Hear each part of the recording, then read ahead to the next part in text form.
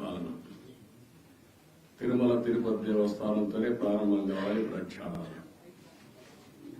ప్రసాదాలు క్లీనింగ్ లేకపోతే పరిశుభ్రత అన్నిటికీ తిరోధకాలు చేశారు.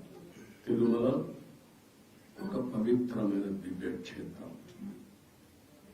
ఈ పవిత్రమైన దివ్యక్షేత్రాన్ని అపవిత్రం చేయడం భావ్యం కాదు.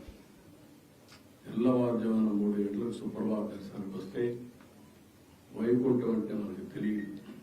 పుస్తకాలను చదువుతాం, వైకుంఠానికి పోవాలని కోరుకుంటాం చనిపోయిన తర్వాత. ఆ సమయంలో ఇక్కడికి వచ్చి వెంకటేశ్వర స్వామి దర్శనం చేసుకుంటే వైకుంఠంలో ఉన్న అనుభూతిని కలుగుతుంది.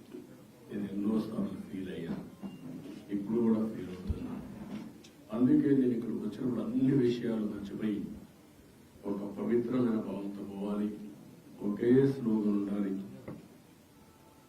ఏడుకొండలవాడ వెంకటరమణ గోవింద గోవింద తప్ప, ఓం నమో వెంకటేశాయ తప్ప వేరే స్లోగనే ఉండకూడదు, వేరే వ్యక్తి జ్ఞాపకం రాకూడదు.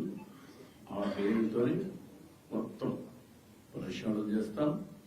మళ్ళీ భారతదేశం కాకుండా ప్రపంచం మొత్తం అభినందించే విధంగా ఈ టీజీని తీర్చిదిద్దామని తెలియజేసుకుంటూ పాలన తిరుమల తిరుపతి దేవస్థానంతోనే ప్రారంభం కావాలి. ప్రక్షాళన ప్రసాదాలు క్లీనింగ్ లేకపోతే పరిశుభ్రత అన్నిటికీ తిరోధకాలు చేశారు. తిరుమల ఒక పవిత్రమైన దివ్యక్షేత్రం.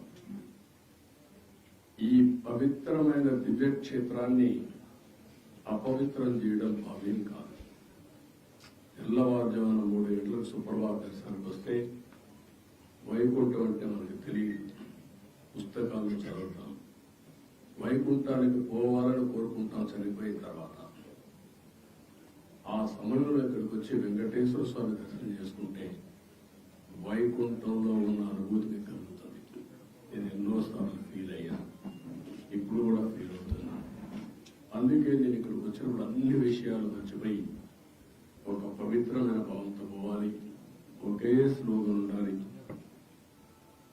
ఏడుకొండలవాడ వెంకటరమణ గోవింద గోవింద తప్ప, ఓం నమో వెంకటేశాయ తప్ప వేరే స్లోగనే ఉండకూడదు, వేరే వ్యక్తి జ్ఞాపకం రాకూడదు.